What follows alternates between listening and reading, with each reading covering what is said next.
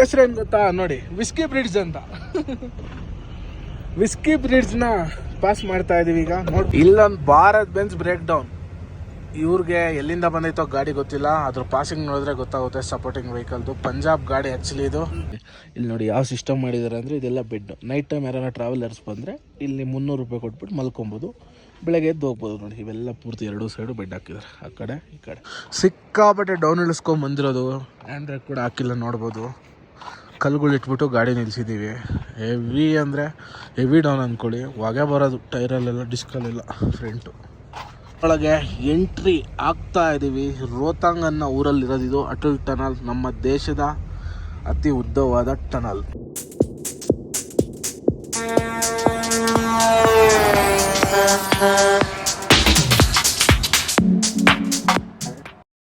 ಹೆಸರೇನು ಗೊತ್ತಾ ನೋಡಿ, ವಿಸ್ಕಿ ಬ್ರಿಡ್ಜ್ ಅಂತ. ವಿಸ್ಕಿ ಬ್ರಿಡ್ಜ್ನ ಪಾಸ್ ಮಾಡ್ತಾ ಇದೀವಿ ಈಗ. ನೋಡ್ಬೋದು ಯಾವ ಥರ ಇದೆ ಅಂತ ವಿಸ್ಕಿ ಬ್ರಿಡ್ಜ್.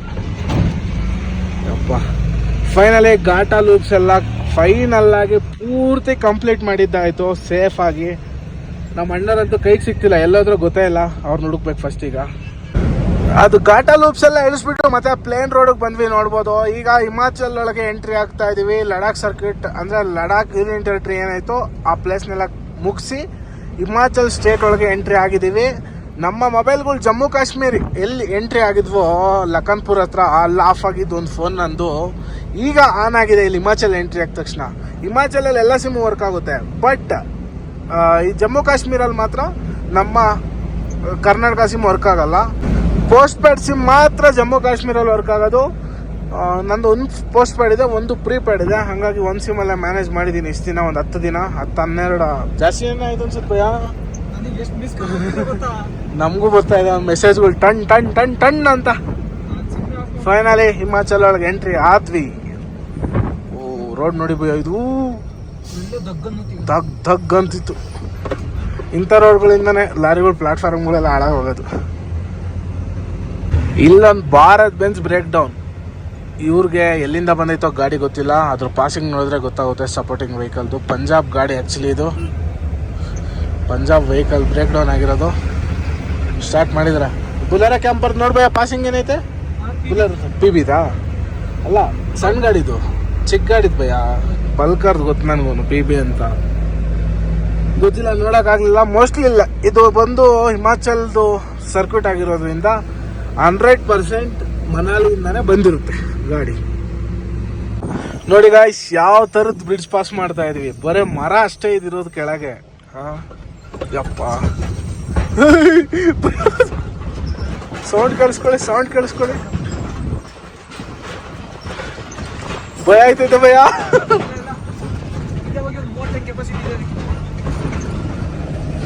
ಯಪ್ಪ, ಹೊಸ ಬ್ರಿಡ್ಜ್ ಮಾಡ್ತವ್ರೆ ಅಣ್ಣ. ಬೇಗ ಬ್ರಿಡ್ಜ್ ಮಾಡ್ರಿ, ನಾವು ಬರ್ಬೇಕು ನೆಕ್ಸ್ಟ್ ಟ್ರಿಪ್ಪು. ಬೇಗ ಮಾಡಕ್ಕೆ ಹೇಳಿದೀನಿ, ಮಾಡ್ತಾರೆ ಮುಂದಷ್ಟು ಬರೋಷ್ಟೊತ್ತಿಗೆ. ಗೈಸ್, ನಮ್ಮ ಪರಿಸ್ಥಿತಿ ನಮ್ಮ ಶತ್ರುಗೂ ಬೇಡ. -ಡಿಗ್ರಿ ಅಂದ್ಕೊಳ್ಳಿ. ನೀರು ಎಷ್ಟು ಕೋಲ್ಡ್ ಇದ್ವು ಅಂದರೆ ಹೇಳೋಕ್ಕೆ ಸಾಧ್ಯನೇ ಇಲ್ಲ ಅಂದ್ಕೊಳ್ಳಿ. ಆ ರೇಂಜಿಗೆ ಕೋಲ್ಡ್ ಇತ್ತು ವಾಟ್ರು. ಕಲ್ಲು ತೆಗಿಬೇಕು ಮಗ, ಕಲ್ಲು 3 ಕಲ್ಲು ಇಟ್ಟಿದ್ದೀವಿ ಗಾಡಿ. ಸ್ವಲ್ಪ ಮುಂದೆ ಬಿಡ್ತೀನಿ, ಕಲ್ಲೊಂದು ಎತ್ತಾಗಿ ಬಂದ್ಬಿಟ್ಟು ಬೇಜಾರಾಗ್ತದೆ. ಚಪ್ಪಲಿ ಅದ ನೀನು. ಫುಲ್ಲು ಕೋಲ್ಡ್ ಇರೋ ಗ್ಲೇಷಿಯರ್ ವಾಟ್ರಲ್ಲಿ ಸ್ನಾನ ಮಾಡ್ಕೊಂಡ್ಬಂದ್ವಿ. ಹೆಂಗೆ ಆಗ್ತೈತೆ ನಮ್ಮ ಮೈಕೈ ಎಲ್ಲ ಜುಮ್ ಅಂತೈತೆ. ಈಟ್ ಹಾಕೊಂಡು ಕುಂತಿದ್ದೀವಿ ಗಾಡೀಲಿ. ಆ್ಯಕ್ಚುಲಿ ಸದ್ಯಕ್ಕೆ ಎಂಥ ಚಳಿ ಗೊತ್ತಾ ಸ್ನೇಹಿತರೆ, ಹೇಳೋಕ್ಕಾಗಲ್ಲ. ಆ್ಯಕ್ಚುಲಿ ಏನಪ್ಪ ಸಮಸ್ಯೆ ಅಂದರೆ, ಇಲ್ಲೆಲ್ಲ ಸ್ನಾನ ಮಾಡೋದ್ರೆ ತುಂಬ ಹಿಂಸೆ. ಹಿಂದೆ ಅವೆ 3 ತೆಗ್ದಾಕ ಸೈಡ್ಗೆ, ಬೇರೆ ಪಾಪ ಗಾಡಿ ನಿಲ್ಸ್ಕೊಳಕ್ಕೆ ಸಮಸ್ಯೆ ಆಗೋದು ಬೇಡ. ನಿಜವಾಗ್ಲೂ ಗಾಯ್ಸ್, ಹೇಳೋಕ್ಕಾಗಲ್ಲ ಅಂದ್ಕೊಳ್ಳಿ, ಅಷ್ಟು ಅಡ್ವೆಂಚರ್ ಆಗಿದೆ ಈ ಟ್ರಿಪ್ ಮಾತ್ರ ನಮಗೆ. ವ್ಯೂವೆಲ್ಲ ಸಕ್ಕತ್ತಾಗಿದೆ ನೋಡಿ. ಆ ಕಡೆ ಸದ್ಯಕ್ಕೆ ಇಲ್ಲಿ ನಿಲ್ಲಿಸಿ, ಇಲ್ಲೇ ಅದು ವಾಟ್ರದ್ದು ಹರಿತಿರೋದು ಕೂಡ ತೋರಿಸ್ಲಿಲ್ಲ.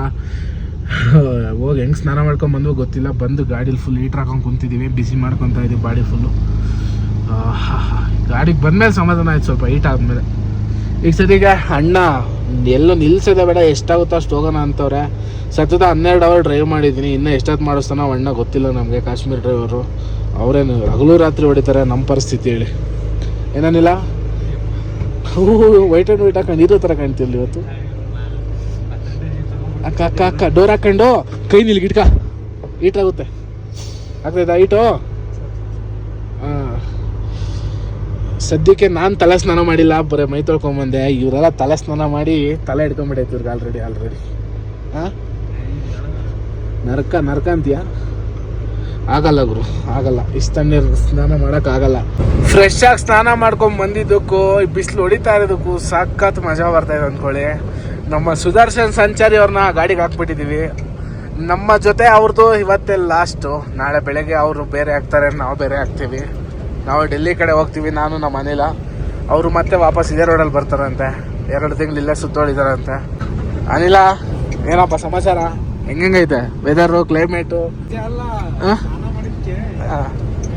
ಬೆಳ್ಳಗಾಗಿದೆಯಪ್ಪ ಸ್ನಾನ ಮಾಡಿ ಐಸ್ ನೀರಾಗಿ. ಬಿಸಿಲು ಸರಿಯಾಗಿ ಹೊಡಿತೈತೆ ಗುರು. ಬಿಸಿಲು ಮಾತ್ರ ಹೆಂಗೆ ಹೊಡಿತೈತೆ ಗೊತ್ತಾ? ಅಪ್ಪ ನೋಡಿ, ಅಲ್ಲಿ ಬಿಸಿಲಿದೆ, ಇಲ್ಲಿ ನೆಳ್ಳಿದೆ. ನೆಳ್ಳು ಏನಕ್ಕಿದೆ ಹೇಳಿ? ಪಕ್ಕದಲ್ಲಿ ಬೆಟ್ಟ ಇದೆ. ಈ ಬೆಟ್ಟ ನಮ್ಗೆ ಅಡ್ಡ ಆಗ್ಬಿಟ್ಟಿದೆ ಬಿಸಿಲಿಗೆ. ಏನು ಮಾಡ್ತೀರಾ? ಸ್ವಲ್ಪ ದೂರ ಹೋದರೆ ನಾವು ಬಿಸಿಲಿಗೆ ಹೋಗ್ತೀವಿ. ಸದ್ಯಕ್ಕೆ ಬಿಸಿಲು ಬೇಕು ಅನ್ನಿಸ್ತಾ ಇದೆ. 6 ಗಂಟೆ 3 ನಿಮಿಷ ಆದರೂ ಒಂದು ಸ್ವಲ್ಪನೂ ಸೂರ್ಯ ಹಿಂಗೆ ಮಿಸ್ಗಾಡಿಲ್ಲ ಇನ್ನು. ನೋಡಿ, ಫುಲ್ಲು ಬಿಸಿಲು ಹೊಡಿತಾ ಇದೆ. 6 ಗಂಟೆಗೆ 8 ಗಂಟೆ ಮೇಲೆ ಕತ್ಲಾಗೋದಿಲ್ಲ. 8-8:15 ಕತ್ಲು. ಸ್ನಾನ ಆದಮೇಲೆ ಬಾಡಿ ಹೀಟ್ ಆಗಬೇಕಲ್ಲ, ಹಂಗಾಗಿ ಮುಂದೆ ಬಂದ್ವಿ. ಸ್ವಲ್ಪ ಒಂದು ಹೋಟ್ಲ್ ಸಿಕ್ತು ಇಲ್ಲೇ. ಒಂದಲ್ಲ, 1, 2, 3, 4, 5, 6, 7, 8 ಹೋಟ್ಲವೆ. ಯಾವುದ್ರಲ್ಲ ನಾವು ಒಂದರಲ್ಲಿ ಟೀ ಕುಡ್ಕೊಂಡು ಹೋಗೋಣ. ಕಾಫಿ ಸಿಕ್ಕರೆ ಕಾಫಿ ಮಾಡಿಸ್ಕೊಂಡು ಕುಡಿಯೋಣ, ಇಲ್ಲಾಂದ್ರೆ ಟೀ ಕುಡಿಯೋಣ. ಒಂದು ಹೋಟ್ಲಲ್ಲಿ ಒಂದು ಹೋಟ್ಲಲ್ಲಿ ನಿಲ್ಲಿಸಿ ಟೀ ಕುಡಿತಾ ಇದ್ವಿ. ಇಲ್ಲಿ ನೋಡಿ ಯಾವ ಸಿಸ್ಟಮ್ ಮಾಡಿದ್ದಾರೆ ಅಂದರೆ, ಇದೆಲ್ಲ ಬೆಡ್. ನೈಟ್ ಟೈಮ್ ಯಾರು ಟ್ರಾವೆಲರ್ಸ್ ಬಂದರೆ ಇಲ್ಲಿ 300 ರೂಪಾಯಿ ಕೊಟ್ಬಿಟ್ಟು ಮಲ್ಕೊಬೋದು, ಬೆಳಗ್ಗೆ ಎದ್ದು ಹೋಗ್ಬೋದು. ನೋಡಿ, ಇವೆಲ್ಲ ಪೂರ್ತಿ 2 ಸೈಡು ಬೆಡ್ ಹಾಕಿದ್ದಾರೆ, ಆ ಕಡೆ ಈ ಕಡೆ. ಇದೊಂಥರ ಫೆಸಿಲಿಟಿ ಚೆನ್ನಾಗಿದೆ. ನಾವೆಲ್ಲ ಕೇಳಿದ್ವಿ ಎಷ್ಟು ರೇಟು, ಎಷ್ಟೊತ್ತು ಮಲ್ಗೋಕ್ಕೆ ಅಂತ. ಸಂಜೆ ಬಂದು ಮಲ್ಕೊಂಡು ಬೆಳಗ್ಗೆ ಎದ್ದು ಹೋಗೋಕ್ಕೆ 300 ರೂಪಾಯಿ ಅಂತ. ಯಾರನ್ನ ಈ ರೋಡಲ್ಲಿ ಬರ್ತಾಯಿದ್ರೆ ಈ ಥರ ಸ್ಟೇಗಳು ಸಿಕ್ಕಾಪಟ್ಟೆ ಸಿಗ್ತವೆ. ಆರಾಮಾಗಿ ಸ್ಟೇ ಆಗಿ ಹೋಗಿ, ಚಳಿ ಜಾಸ್ತಿ ಇತ್ತು ಅಂದರೆ. ಸದ್ಯಕ್ಕೆ ಏನು ಗೊತ್ತಾ ಮ್ಯಾಟ್, ಇವತ್ತು ಎಲ್ಲಿವರೆಗೂ ಪ್ಲ್ಯಾನ್ ಮಾಡಿದ್ದೀವಿ ಅಂದರೆ ಓಡ್ಸೋಕೆ ಇನ್ನು 170 ಕಿಲೋಮೀಟ್ರ್ ಮನಾಲಿವರೆಗೂ ಹೊಡಿಲೇಬೇಕು ಸದ್ಯದ್ದು. ನಾಳೆ ಬೆಳಗ್ಗೆ ನಮ್ಮ ಅಣ್ಣನಿಗೆ ಟಾಟಾ ಹೇಳಿ ನಾನು ಮತ್ತು ಅನಿಲ ಮತ್ತು ಆ ಗಾಡಿಯವರು ಡೆಲ್ಲಿ ಕಡೆ ಹೋಗ್ತೀವಿ. ಏನು ಕತೆ ಆಗುತ್ತೋ ಏನೋ ಗೊತ್ತಿಲ್ಲ. ಡೆಲ್ಲಿ ಸಿಟಿ ಬಿಟ್ಟು ಹೋಗ್ಲೇಬೇಕು ಭಯ. ಕಟ್ಕೊಂಡ್ರೆ ಇಟ್ಕೊಳಕ್ ಜೊತೆಗೆ ಹೇಳೋ ಕಾಮಿಡಿ ಮಾಡ್ತೀಯಲ್ಲ ಭಯ ನೀನು. ಹೋಗೋಣ, ಗಾಡಿ ಮುಂದೆ ಹೋಗುತ್ತೆ, ಅದ್ರ ಹಿಂದೆ ನಾವು ಹೋಗೋಣ. ಟೈಮ್ ಬಂದು 7:15 ಆಯಿತು. ನೋಡ್ಬೋದು, ಈ ಬ್ರಿಡ್ಜ್ ಪಾಸ್ ಮಾಡ್ಕೊಂಡು ಹೋಗ್ತಾ ಇದ್ದೀವಿ. ಇಲ್ಲಿಂದ ಇನ್ನು ಒಂದು 150 ಕಿಲೋಮೀಟ್ರ್ ಇರ್ಬೋದು ಅಂದ್ಕೊಂಡಿದ್ದೀನಿ. ಮನಾಲಿವರೆಗೂ ಮಲ್ಗೋದು ಬೇಡ ಅಂತ ಅಣ್ಣ ಹೇಳೋರೆ. ಹಾಗಾಗಿ ಮನಾಲಿವರೆಗೂ ಹೊಡಿಯೋಣ ಅಂತ ಪ್ಲಾನಿಂಗು. ಹಿಮಾಚಲ ಗಾಡಿಗಳಂತೂ ಸಿಕ್ಕಾಬಿಡೆ 14 ವೀಲು 12 ವೀಲ್ ಎಲ್ಲ ಹೋದ್ವು. ಅವೆಲ್ಲ ಹೆಂಗೆ ಕಟ್ ಆಗ್ತಾವೋ ಏನೋ ಮೇಲ್ಗಡೆ ಅನ್ನೋ ಚಿಂತೆ ಆಗೈತೆ. 2 ಟರ್ನಿಂಗಲ್ಲಿ ನಮ್ಮ ಗಾಡಿನೇ ಕಟ್ ಆಗಲಿಲ್ಲ, ರಿವರ್ಸ್ ತೆಗೆದು ಕಟ್ ಮಾಡ್ಕೊಂಡ್ಬಂದ್ವಿ. ಹೋಗೋಣ, ಫುಲ್ಲು ಡೌನೇ ಇನ್ಮೇಲೆ. ಸೀದಾ ಅಟಲ್ ಟನಲ್ವರೆಗೂ ಡೌನೇನೆ. ನೋಡಿ, ರಿವರ್ ಕ್ರಾಸಿಂಗ್ ಮಾಡ್ತಾ ಇದ್ದೀವಿ ಕತ್ಲಲ್ಲಿ. ನೀರು ಯಾವ ರೇಂಜ್ಗೆ ಹರಿತಾ ಇದೆ, ಸಿಕ್ಕಾಪಟ್ಟೆ ಇದೆ ನೀರು ಮಾತ್ರ, ಫೋರ್ಸ್. ನೋಡಿ, ಆ ಕಡೆ ಮಿರರಲ್ಲಿ ಕಾಣುತ್ತೆ ನಿಮ್ಗೆ ನೀರು ಕಾಣ್ತಾ ಇಲ್ಲ, ಕತ್ಲಾಗೋಯ್ತು. ಇನ್ನೇನು ತೋರ್ಸೋಕ್ಕಾಗಲ್ಲ. ಇನ್ನು ಮನಾಲಿ ರೀಚ್ ಆಗಿಬಿಡ್ತೀವಿ ಆರಾಮಾಗಿ, ನಿಧಾನ ಗಾಡಿ ಓಡಿಸ್ಕೊಂಡು. 100 ಕಿಲೋಮೀಟ್ರ್ ಇದೆ ಅನಿಸುತ್ತೆ ಮೋಸ್ಟ್ಲಿ.